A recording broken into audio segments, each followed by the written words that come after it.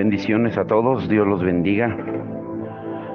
Bueno, pongan mucha atención en el devocional de hoy. Dios nos confronta cada día con su palabra. Además de alimentarnos y fortalecernos, también nos confronta porque nos quiere transformar a la imagen de su Hijo. Y hoy escuchen muy bien, muy atentos. Hemos estado hablando del amor de Dios. Y hoy el título es El amor de Dios que impulsa a dar. Hoy y mañana, por favor, tomen nota de todo lo que Dios nos va a hablar. ¿Por qué el amor de Dios nos impulsa a dar?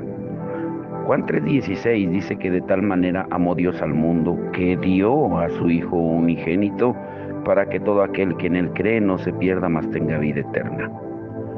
Si vemos el orden ahí, Dios primero amó y luego dio. Y nada interfiere más con nuestra posibilidad de servir a Dios que la necesidad de ganarnos la vida.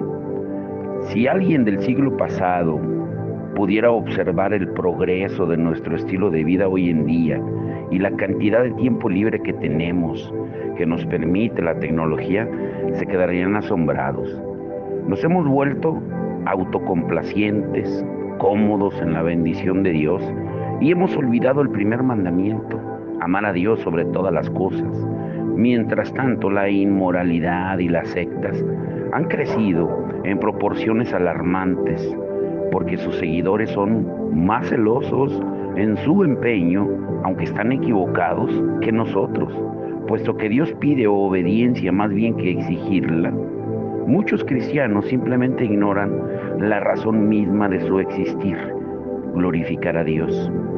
Sin excepciones, Dios tiene un plan único, no tiene un plan B, e importante para cada creyente, que no depende de la edad, ni del ingreso económico o la capacidad de cada persona.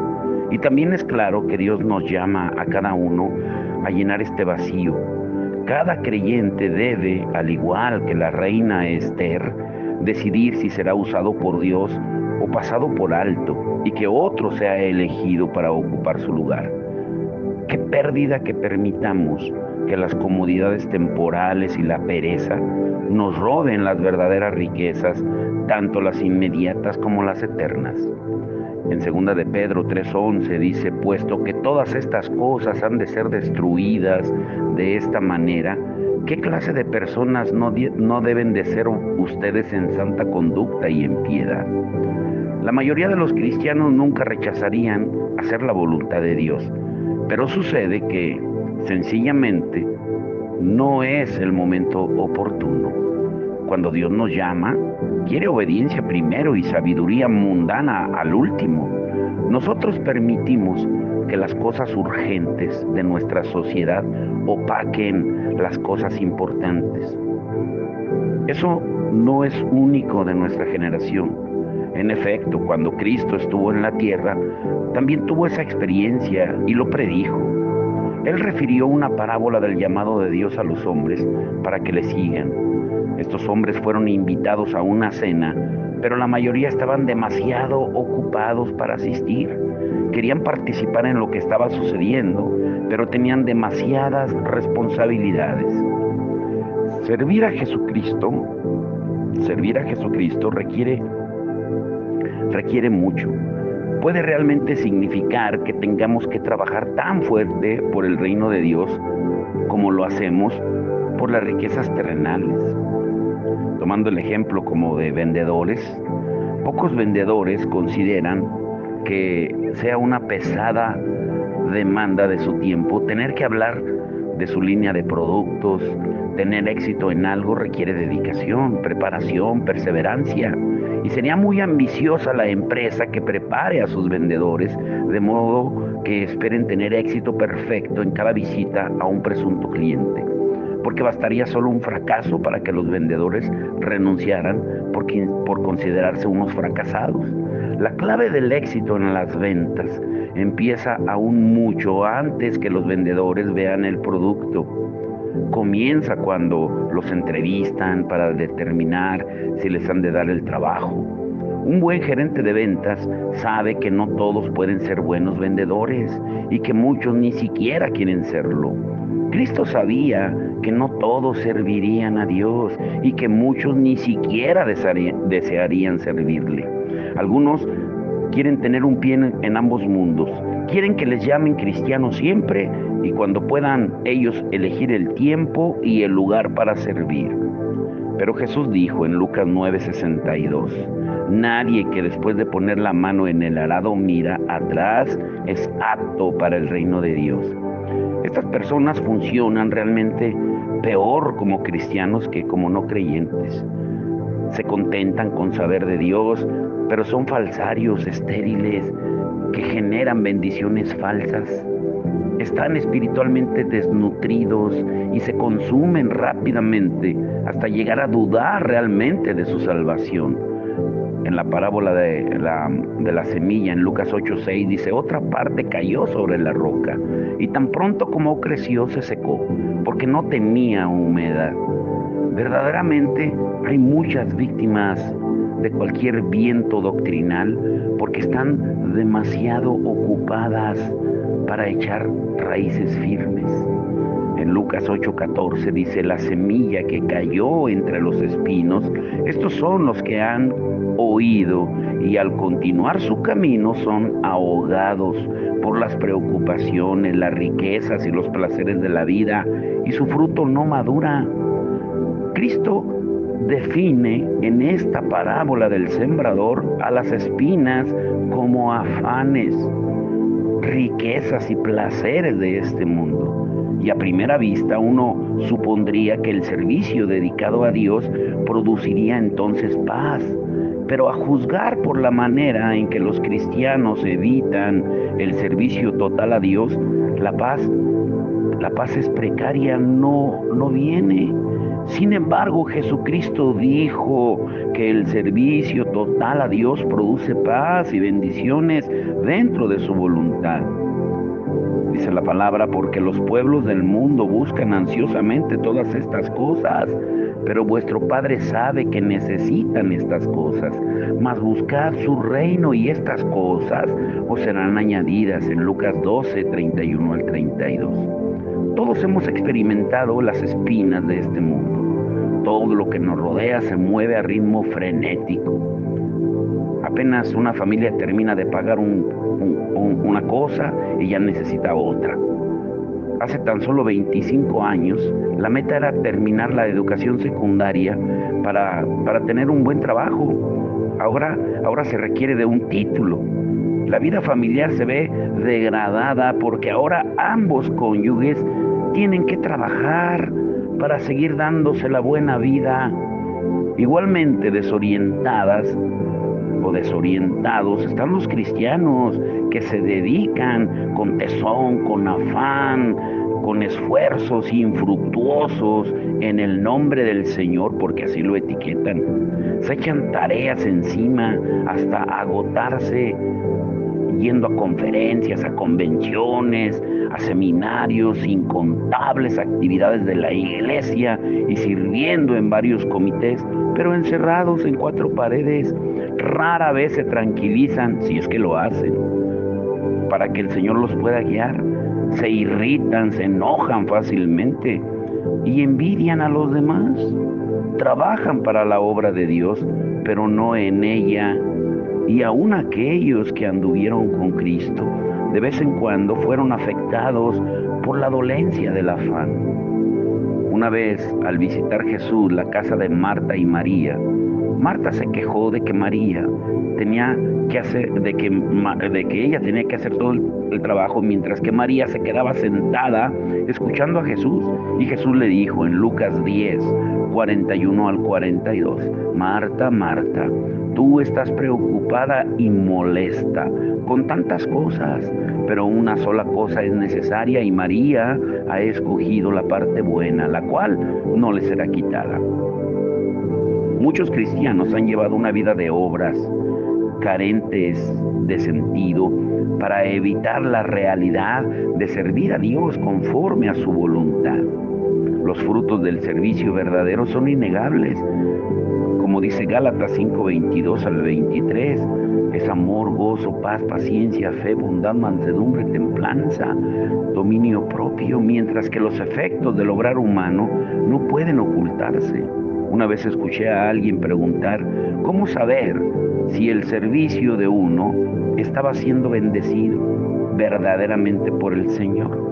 Y una de las respuestas fue, pregúntale a su pastor o pregúntele a sus amigos. Pero la mejor y más iluminadora de las respuestas es, pregúntele a su familia. Muchos cristianos están muy familiarizados con el principio de sembrar y de cosechar en lo que se aplica al dar, aunque en realidad pocos son los que realmente lo creen. Ese principio se aplica a dar tiempo a la obra del Señor, de igual manera como Dios multiplica los frutos de nuestro trabajo. Puede también multiplicar el uso de nuestro tiempo. Todo buen administrador sabe que 10 minutos invertidos en tratar de producir valen más que 2 horas de confusión y de enojo. Por lo tanto, una de las primeras cosas que debe hacer el cristiano atareado, enojado y agotado es dedicar al Señor la mejor parte del día, de la semana, del mes y del año, lo cual significa recordar o reordenar las prioridades en el trabajo y el hogar, estableciendo metas, como dice Lucas 6:38.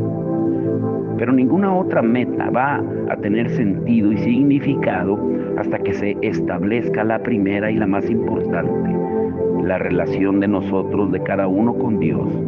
En el Salmo 51 del 10 al 13, el rey David nos habla de algunos requisitos para enseñar a otros el camino de Dios: la seguridad de la salvación, un espíritu leal, el control del Espíritu Santo y un corazón limpio.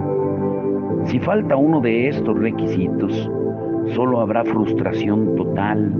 Si la primera prioridad de un cristiano es Dios, pues entonces es obligatorio que entienda el camino de Dios. Eso significa estudio de la Biblia a nivel personal. También significa una vida de oración personal dedicada a las necesidades del prójimo, tanto como a las personales. La mayoría de las familias van a la deriva porque no tienen el control del timón. La conducción del Padre es el timón. La necesidad más importante de la familia es un padre piadoso. Eso es muchísimo más importante que todas las posesiones materiales que un progenitor pueda proporcionar. Ahora, entienda bien esto. Nada hay de malo en tener éxito, aún conforme a las normas del mundo, a menos que uno se vuelva un fracaso según las normas de Dios. La tasa de divorcio y de bancarrota de los cristianos constituye un parámetro innegable de que los cristianos han sido engañados para que empleen la vara de medir del mundo como su propia vara de medir. Cada cristiano debe preguntarse, ¿estoy bien seguro de que mis prioridades están de acuerdo con las de Dios? Si la respuesta es negativa, entonces lo apropiado es cambiar sin que importe cuál sea el costo monetario. Generalmente, aquellos que están en el extremo más alto de la escala material son los mayores violadores de las prioridades. Llámense ejecutivos, médicos, abogados, etc. Pero muchos que están dedicados tiempo completo al servicio cristiano son igualmente culpables, y los pastores están a la cabeza. Salmo 127, verso 2 dice: es en vano que se levanten de madrugada, que os acostéis tarde, que comáis el pan de afanosa labor, pues Él da a su amado aún mientras duerme. Todos sufrimos en cierta medida el estar sumamente ocupados para servir a Dios. Algunos están tan atareados haciendo cosas para Dios que dejan de hacer las cosas de Dios. Algunos ya han sido llamados por Dios para el servicio cristiano de tiempo completo, pero pesan la llamada con su costo y deciden que pueden servir mejor a Dios ahí donde se encuentran. Otros llenan tanto sus vidas de materialismo que nunca tienen tiempo para escuchar a Dios. Las cosas urgentes toman el lugar de las cosas importantes y el servicio cristiano es encerrado, engavetado hasta un momento más oportuno. Todos podemos agradecer a aquellos santos consagrados, desde los apóstoles en adelante, que no pensaron que la fama y el éxito ante los ojos humanos eran tan importantes como las bendiciones de Dios. Un día, escúchalo bien, cada uno de nosotros evaluaremos el éxito conforme a las normas de Cristo y de ninguna otra manera. Y yo confío en que cada uno de nosotros le escuchará decir: bien hecho, mi buen siervo y fiel. Jesucristo fue muy claro cuando Él dijo en Mateo 6:33, pero buscad primero su reino y su justicia, y todas estas cosas os serán añadidas. El Señor nos exhorta a que busquemos primero su reino, en lugar de preocuparnos por las posesiones materiales. Nunca ha habido otra generación de cristianos tan atrapada en el afán de las posesiones como la que tenemos hoy. Hoy tenemos mucho más abundancia disponible a diario que cualquier otra generación anterior. La mayoría de nosotros cuenta con máquinas que reducen las labores domésticas. Llámense hornos de microondas, cafeteras, tostadores, etcétera. Sin contar los celulares. Nuestros hijos están pues bien vestidos, la gran mayoría, y bien educados, y educados en la educación secular. Y la expectativa de vida sobrepasa la promesa de Dios que Él dio en el Salmo 9:10. Los días, dice, los días de nuestra edad son 70 y en los más robustos 80. Ahora, tenemos programas de seguros, de jubilación, de incapacidad y de desempleo, pero de todos modos estamos tan atrapados en esto de ganar más y más dinero y cosas más grandes y mejores, que hemos perdido nuestra visión del mundo perdido. La palabra de Dios sigue preguntándonos lo mismo. ¿Estamos buscando el reino de Dios? ¿Qué fin persigues tú? Deberíamos pensar que ya pasaremos la eternidad, en la presencia de Dios y solamente viviremos unos 70 u 80 años en esta tierra, ¿qué no sería mejor interesarnos más por lo que recibiremos entonces que por lo que tenemos ahora? Sin embargo, al revisar las prioridades, observamos que la mayoría de los cristianos viven sin esperanza real, como Pablo le dijo a los romanos en Romanos 8:24 al 25. Estamos dispuestos a conformarnos con lo que podemos ver ahora, más bien que con lo que no podemos ver y palpar en el presente. Y ese es exactamente el principio que Cristo enseñó en Mateo 6:19 al 33. Las cosas materiales no son lo que causa las dificultades. Dios dice que Él nos dará las cosas que el mundo tanto aprecia, pero estamos más dedicados a acumular cosas materiales que a servir a Dios. Pues la evidencia demuestra que servimos al dinero y no a Dios en Mateo 6:21, porque donde está tu tesoro, ahí también estará tu corazón. Pero a menudo se pregunta, ¿qué fin persiguen los cristianos? La respuesta que el mundo nos daría es, pues no muy diferente del que nosotros perseguimos. Lo triste es que la mayoría de la gente quiere realmente conocer a un Dios personal. Tenemos la única esperanza para un mundo carente de esperanza, pero nos pasamos el tiempo buscando cosas vanas. Y recuerda esto, solo hay dos opciones. Cristo dice que tenemos solamente dos opciones: seguir a Dios o seguir al dinero. En Mateo 6:24, nadie puede servir a dos señores, porque o aborrecerá a uno y amará al otro, o se apegará a uno y despreciará al otro. No pueden servir a Dios y a las riquezas. La advertencia bíblica es muy clara. Seremos juzgados conforme a la evidencia de nuestras vidas materiales.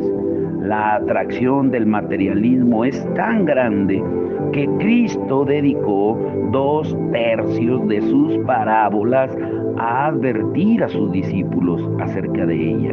Los escritores de las epístolas, de las cartas, ampliaron esa enseñanza al observar la fuerza destructora del materialismo en la vida de los creyentes. Pablo le dice a Timoteo en 1 de Timoteo 6:10, porque la raíz de todos los males es el amor al dinero, por el cual, codiciándolo algunos, se extraviaron de la fe y se torturaron con muchos dolores. Repito, el problema no son las cosas materiales, sino el materialismo. Y resulta alarmante en nuestra generación que hayamos encontrado una forma para racionalizar bíblicamente nuestros excesos. O sea, le hemos encontrado la excusa perfecta. Muchos cristianos creen efectivamente que podemos atraer al que no es salvo si tenemos lo mejor. Pero déjame decirte que aquellos que buscan seriamente a Dios no se dejan atraer por los lujos, sino que les atrae una dedicación inflexible a Dios. Si esa dedicación también produce bendiciones materiales, pues es solo un beneficio adicional. Hay un versículo tan mal utilizado, Lucas 6:38. Dad y os será dado medida buena, apretada, remecida y rebosante. Vaciarán en vuestro regazo, porque con la medida con que miráis, se os volverá a medir.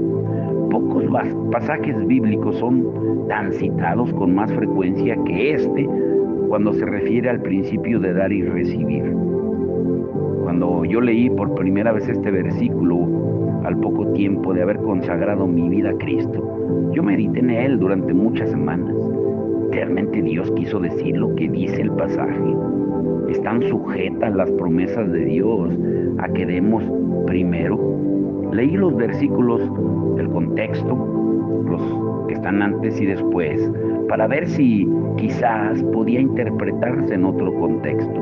Luego estudié versículos paralelos y contrastantes, y después de haber dedicado muchas horas a la palabra de Dios, concluí que realmente a la palabra de Dios, escúchalo bien, lo que decía, concluí que realmente no entendía el significado de Lucas 6:38, porque había algunas dificultades obvias, claras, con el principio de que recibir era cosa de dar primero. Porque, ¿qué de los cristianos que dan, pero no reciben mucho en recompensa?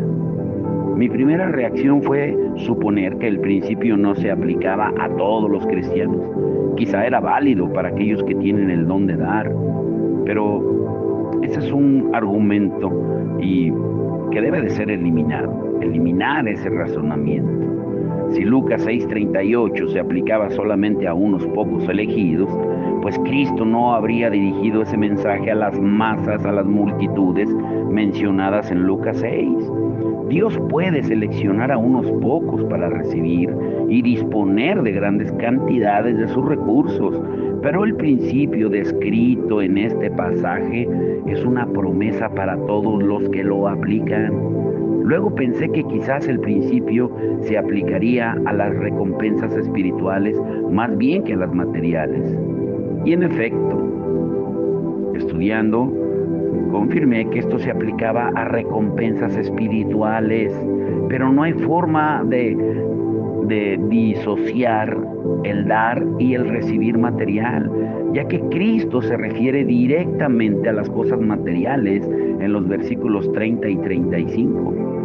Y cuanto más revisaba otros pasajes que tratan del principio de dar y recibir, pues más me daba cuenta de que no había contradicción alguna. Una vez que se entiende algo de la promesa de Dios, se debe creer la promesa. Cuando estudiamos el dar y el recibir en las vidas de los cristianos que conocemos y luego comparamos el resultado con lo que estudiemos, con la palabra de Dios, pues nos daremos cuenta de que todos los principios son dados como ejemplos para vivir. Se debe verificar un principio aplicado en las vidas transformadas. Y si no es así, probablemente entendemos mal el principio o no lo aplicamos. Antes de definir el principio bíblico, quiero compartir algunas de las observaciones del estudio que empezamos, mi familia y yo, mi esposa y yo, hace 9 años, desde que Dios nos mandó de California a Guanajuato. Número 1, escuchen esto. La mayoría de los cristianos da mucho menos de 10% de su ingreso a la obra que se hace en el nombre del Señor. Número 2, muchos cristianos dan al menos 10% de sus ingresos en forma habitual, pero no experimentan lo que entienden sea la abundancia espiritual o material de Dios. Número 3, muchos cristianos dan al menos 10% de sus ingresos y pueden identificar muchos ejemplos de la retribución de Dios, sea de índole material, espiritual o ambos. Número 4, un pequeño porcentaje de cristianos da mucho más de 10% de sus ingresos sin identificar nada que puedan entender como la abundante retribución de parte de Dios. Y número 5, un porcentaje muy pequeño de cristianos da mucho más de 10% de sus ingresos y pueden identificar la respuesta de Dios tanto en general como específicamente. Y naturalmente hay otros casos en que los cristianos van de una categoría a otra. Muchos de esos casos pueden explicarse debido al crecimiento o decrecimiento espiritual que afecta a todos los aspectos de la vida. Pocos son los catalogados como únicos desde el punto de vista bíblico. Lo que queda muy en claro en el caso del cristiano espiritualmente maduro, que da con generosidad y externamente parece sufrir en lo material. El apóstol Pablo es uno de los mejores ejemplos de esa categoría.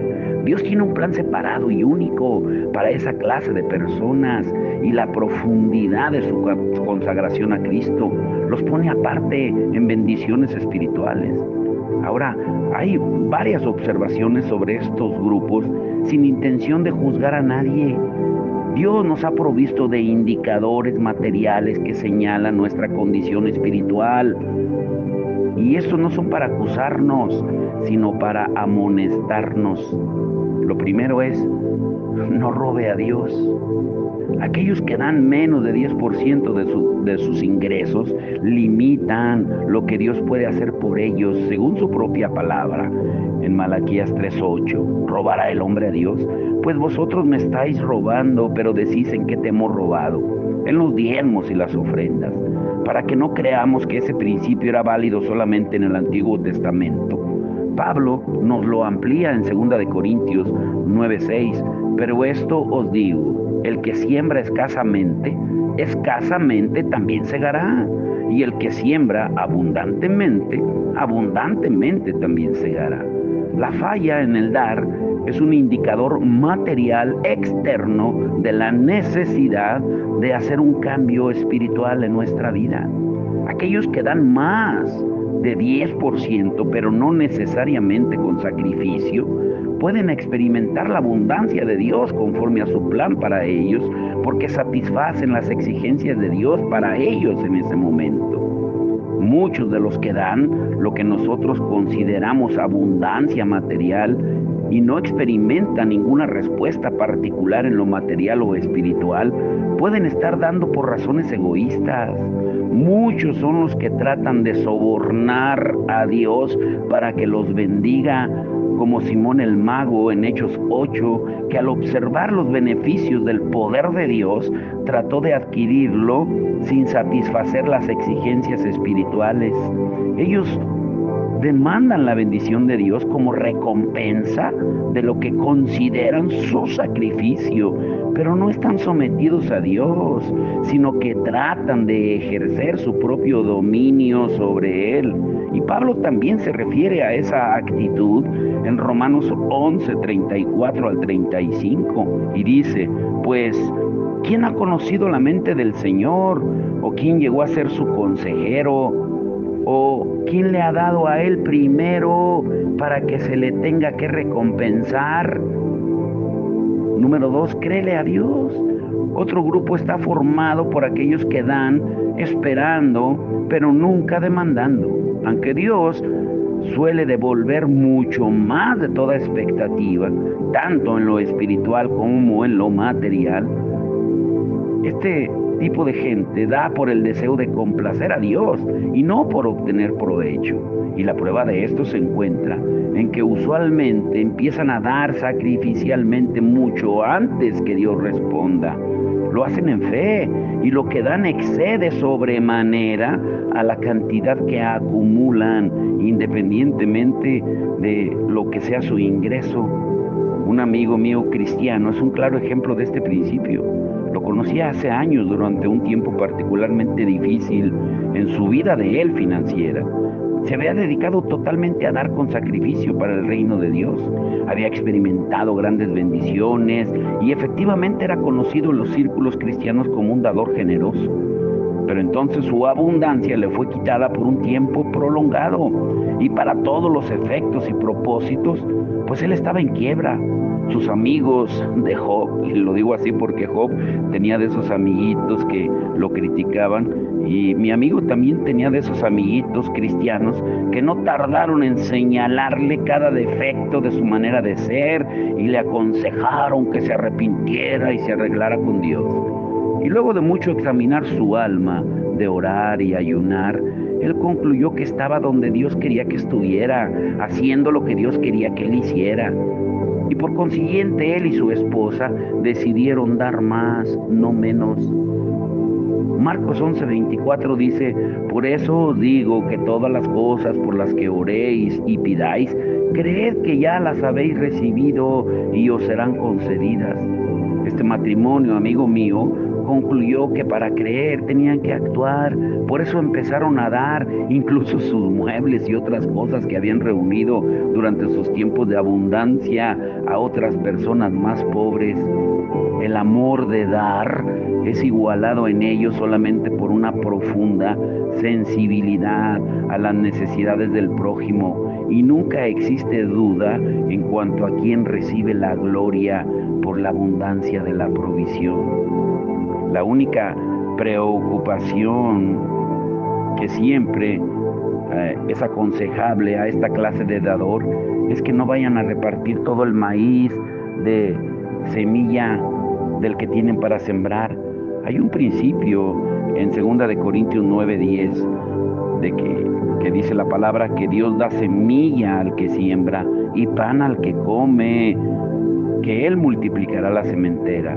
Pero desafortunadamente, escuchen esto, es muy importante, muchos creyentes no saben diferenciar entre semilla y pan. Y cuando Dios les da semilla para que siembren en otras partes, en otros ministerios que estén extendiendo el reino de Dios, se comen la semilla y después ya no tienen fruto porque no sembraron, porque no saben diferenciar cuando Dios te da pan para comer y semilla para sembrar. El que tenga oídos para oír, oiga. El principio espiritual que encierra, escuchen bien, volviendo a Lucas 6:38, es sin duda dar y recibir, pero no es dar para recibir. Los requisitos para recibir se encuentran en Lucas 6:27 al 37. El cristiano que vive conforme a estos principios practica la vida rendida a Dios. Y el dar es sencillamente la expresión material de la obediencia espiritual más profunda a Cristo. Casi todo cristiano desea ser obediente a Dios y muchos lo son en muchas maneras. Sin embargo, Cristo nos advirtió que la mayor amenaza a nuestro andar con Dios es la atracción del mundo materialista. En Mateo 13:22, Jesús dijo: en aquel en quien se sembró la semilla entre espinos, este es el que oye la palabra, mas las preocupaciones del mundo y el engaño de las riquezas ahogan la palabra y se queda sin fruto. Ahora la pregunta para ir terminando el día de hoy: ¿por qué dar a Dios? Bueno, la principal razón para que demos a Dios, pues es en realidad nuestro propio beneficio, para nuestro propio beneficio. Al hacerlo así, recordamos que Él es el dueño de todo lo que tenemos y que solamente nosotros somos sus administradores. Cuando tratamos de retenerlo todo para nosotros, pues estamos revelando un grave problema en nuestra manera de ver las cosas.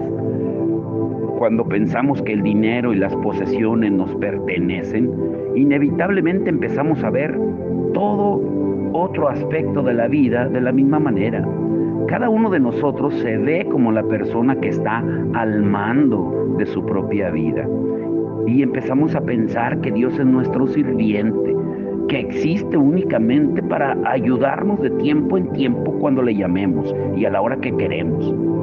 En lugar de eso, debemos recordar que los sirvientes de Dios somos nosotros. Como dice Lucas 17:10, siervos inútiles somos y que siempre debemos estar listos para hacer su voluntad. Por eso le llamamos Señor. Él es nuestro gobernante, nuestro dueño, nuestro soberano, nuestro rey.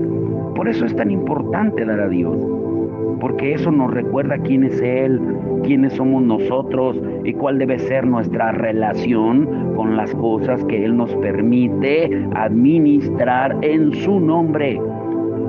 Demos con amor y con corazón agradecido y un corazón dispuesto, reconociendo siempre que Dios es el dueño de todo. En Ageo 2:8 dice: mía es la plata y mío es el oro, declara el Señor de los ejércitos. Deuteronomio 8:18 dice: mas acuérdate del Señor tu Dios, porque Él es el que te da poder para hacer riquezas. Hay muchas buenas razones para dar, pero también hay otras muy malas. Mañana las veremos.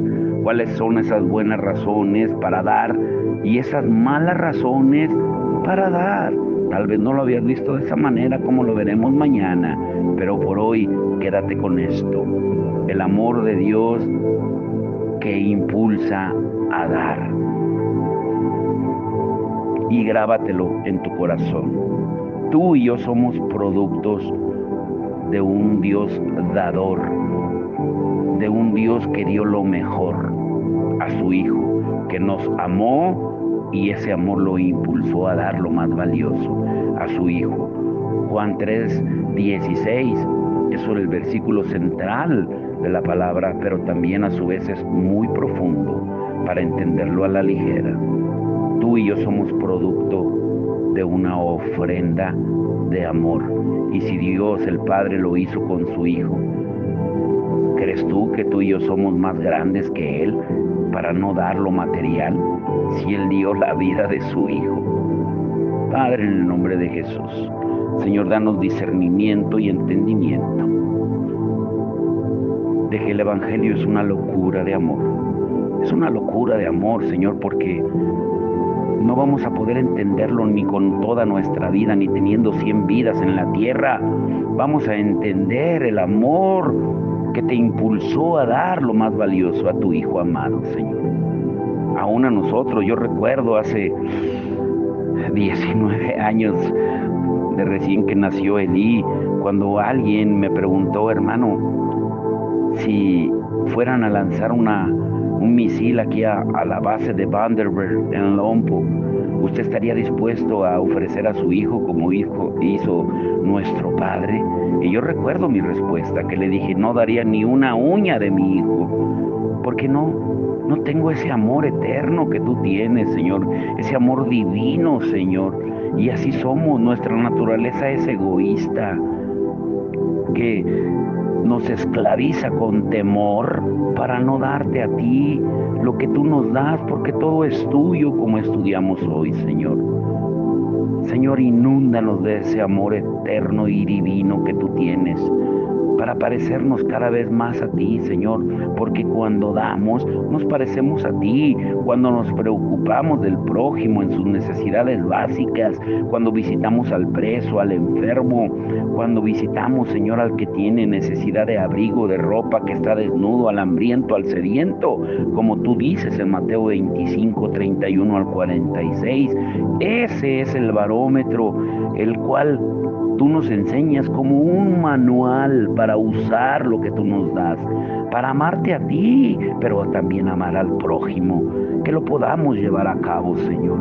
No solamente pensando egoístamente nosotros, acumulando tesoros, tratando de hacer graneros más grandes para encerrar lo que tenemos, cuando no sabemos si vamos a vivir hoy, si vamos a morir al rato, o si mañana ya no vamos a vivir, si vamos a dormir y ya no vamos a despertar. Quita todo afán, todo amor a lo material y que podamos amar lo eterno, porque todo lo que se ve pasará, dice tu palabra. Todo lo que vemos es pasajero, pero lo que no se ve es eterno. Que amemos lo eterno, Señor, para que usemos las riquezas injustas, falsas, como dicen algunas versiones, para extender tu reino, para alcanzar las almas perdidas, Señor, porque el mundo está cada vez peor.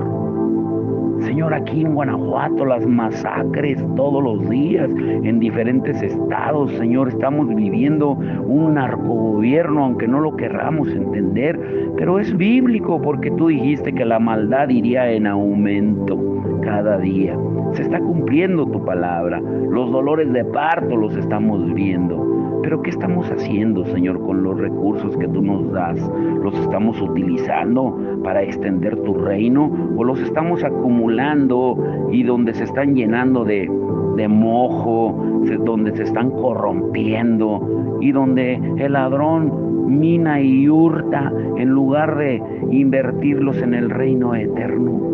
Danos sabiduría, Señor, y que entendamos, Señor, que el amor de Dios nos impulsa a dar. Y si no lo hacemos, pues debemos cuestionarnos si de verdad el amor de Dios está en nosotros. Te damos toda la gloria y la honra en el nombre de Jesús. Amén y amén.